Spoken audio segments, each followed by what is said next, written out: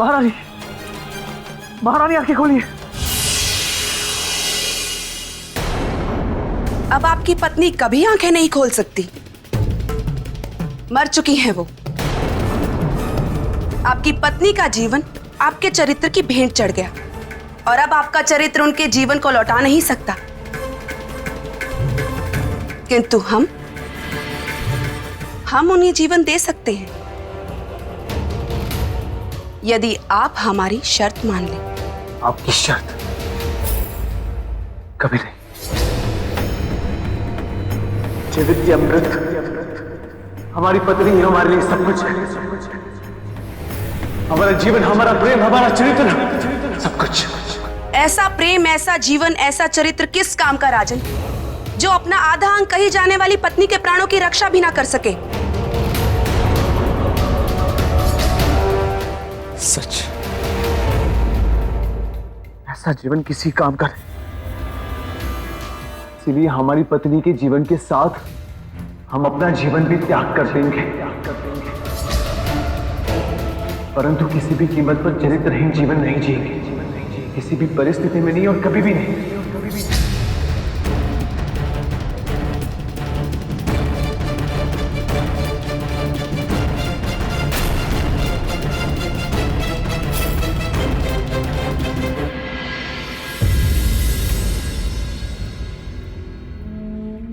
महारानी, हमने जीवन भर आप ही से प्रेम किया और आप ही के साथ जीवन बिताने के सपने देखे। जब अब आप ही नहीं रही तो हमारे इस जीवन का कोई अर्थ नहीं। हम योग शक्ति के द्वारा आपके साथ अपने प्राणों का भी त्याग करते हैं और विवाह की वेदी पे लिए 7 वचनों का पालन।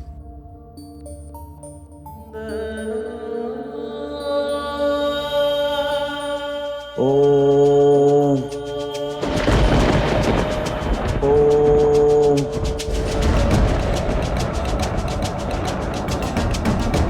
ओम अग्निदेवाय नमः। ओम अग्निदेवाय नमः।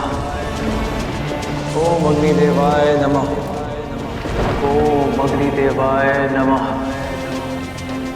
ओम अग्निदेवाय नमः। ओम अग्निदेवाय नमः। ऋषिवर, ये एक चरित्रवान की परीक्षा लेने का परिणाम है कि उसके तेज और संकल्प से आज इंद्रासन भी डोलने लगा है और कल इस संसार से सारा धर्म, सारा पुण्य भी समाप्त हो जाएगा, क्योंकि वह चरित्रवान सम्राट विक्रमादित्य अपने जीवन को समाप्त कर देते। ओम अग्निदेवाय नमः। और यदि ऐसा हुआ तो इसके उत्तरदायी केवल आप होंगे ऋषि दुर्वासा, केवल आप। आप निश्चिंत रहे इंद्रदेव, आपके स्वर्ग पर कोई संकट नहीं आएगा और न ही इस संसार से धन और पुण्य नष्ट होगा। हमें इसका उपाय पता है, आइए हमारे साथ। ओम अग्निदेवाय नमः। ओम अग्निदेवाय नमः। ओम अग्निदेवाय नमः। ओम अग्निदेवाय नमः।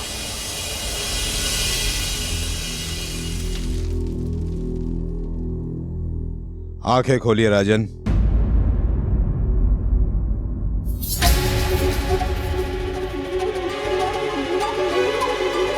आप सब लोग यहाँ?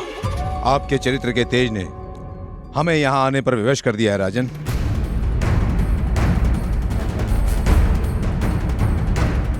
क्षमा चाहते हैं। नहीं राजन, क्षमा आप नहीं, क्षमा तो हम आपसे मांगेंगे। आप? मुझे क्षमा कर दीजिए राजन, क्योंकि ना चाहते हुए भी मुझे ऋषि दुर्वासा के आदेश पर आपके चरित्र की परीक्षा लेने आना पड़ा। परीक्षा? हाँ राजन, पर हम आपसे हार गए। किंतु इस परीक्षा में हम भी तो पराजित हो गए। नहीं राजन, आप पराजित नहीं हुए। कैसे पराजित नहीं हुए? परीक्षा हमारी ली जा रही थी, परंतु दंड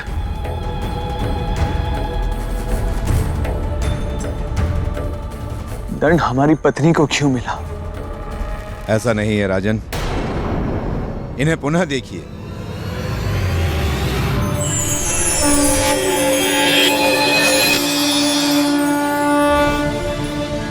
सम्राट,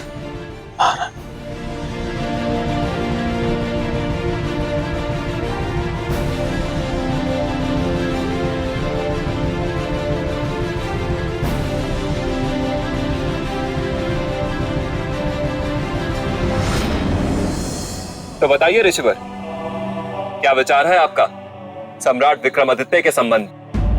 केवल एक, न भूतो न भविष्यतो। अब ये सिद्ध हो चुका है कि संपूर्ण सृष्टि में सम्राट विक्रमादित्य के समान चरित्रवान न कोई है और ना कोई भविष्य में होगा।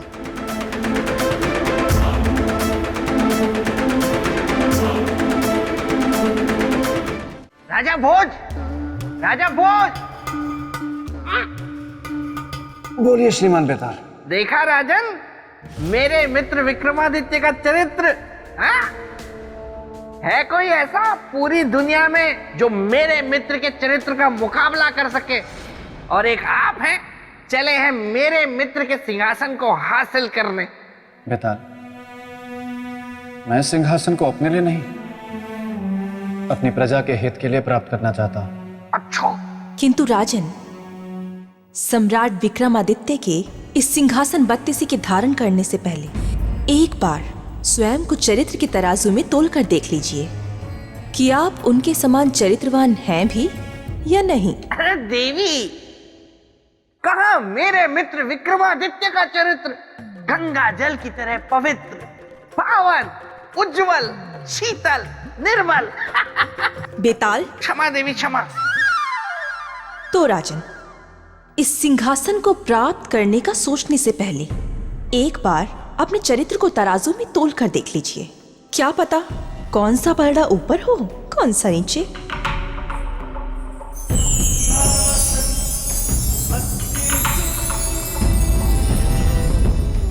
राजन, अच्छा हुआ आप आ गए थे। जब जब आप दुविधा के दलदल में धंसेंगे, मैं आती रहूंगी आपकी सहायता के लिए। राजन, क्या आप जानते हैं एक राजा का चरित्र क्या होता है? देवी महामाया, इस विषय पर मैं आपसे जानना चाहूंगा। प्रणाम देवी, देवी प्रणाम, देवी प्रणाम। बेताल, प्रणाम। आपकी ये दुर्दशा कैसे हुई? अब आपसे क्या छुपा है देवी, फिर भी सुनिए। मेरे साथ असल में ये हुआ कि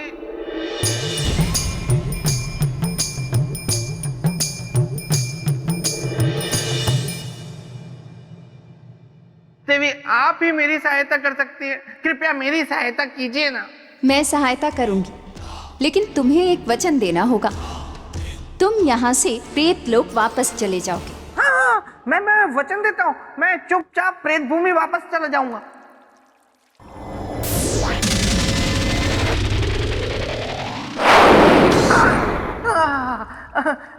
धन्यवाद देवी, धन्यवाद। तो आप क्या कह रही थी देवी? बेताल, हाँ, आप कह रहे थे कि मुझे यहाँ से जाना चाहिए। राजन, हम एक राजा के चरित्र के बारे में बात कर रहे थे। जी देवी, इस विषय में मैं आपसे जानना चाहता हूं। मापदंड होता है पूरे राज्य का, पूरी प्रजा के चरित्र का। यदि राजा चरित्रवान हो तो उसके राज्य की प्रजा भी चरित्रवान होगी। और किसी भी देश की गौरव गाथा के लिए सबसे पहले राजा का चरित्रवान होना आवश्यक होता है।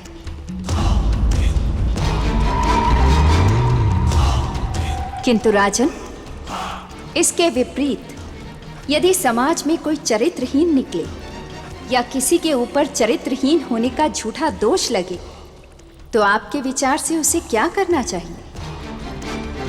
समाज को उसके साथ किस प्रकार का व्यवहार करना चाहिए? किसी के ऊपर चरित्रहीन होने का झूठा दोष लगे तो आपके विचार से उसे क्या करना चाहिए? समाज को उसके साथ किस प्रकार का व्यवहार करना चाहिए? उसके जीने के अधिकार को छीन लेना चाहिए या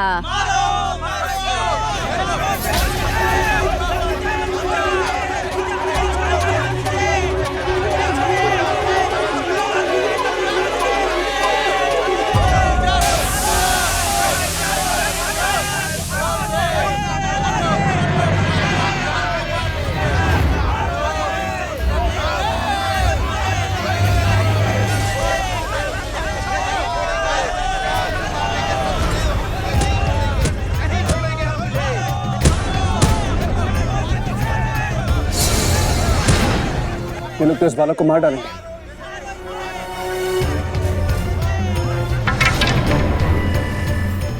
हम तुझे जीवित नहीं छोड़ेंगे, हम नहीं छोड़ेंगे तुझे सत्यदेव। रुक जाओ।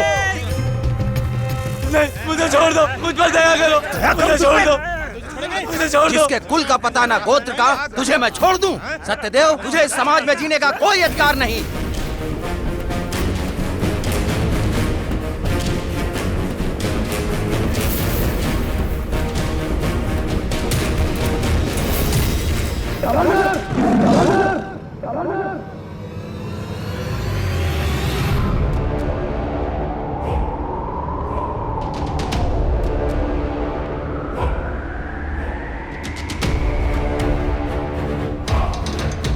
कौन हो तुम?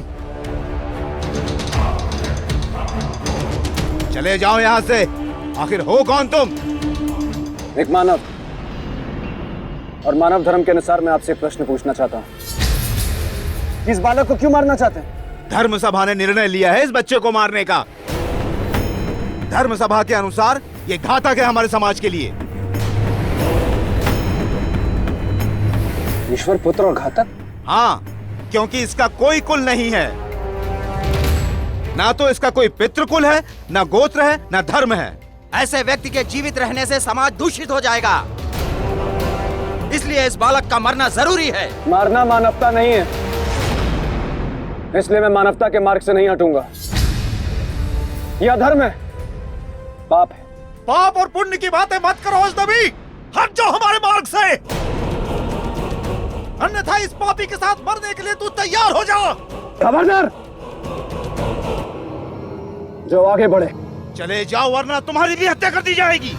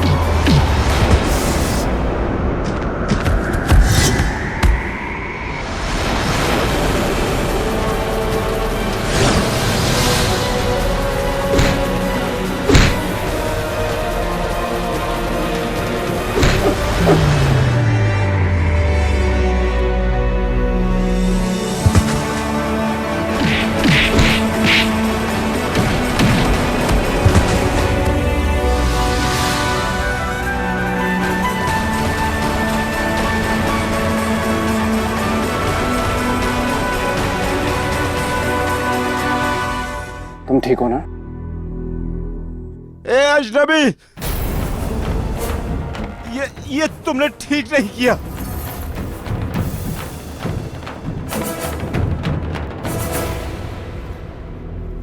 तुम चिंता मत करो, मैं हूं। हाँ।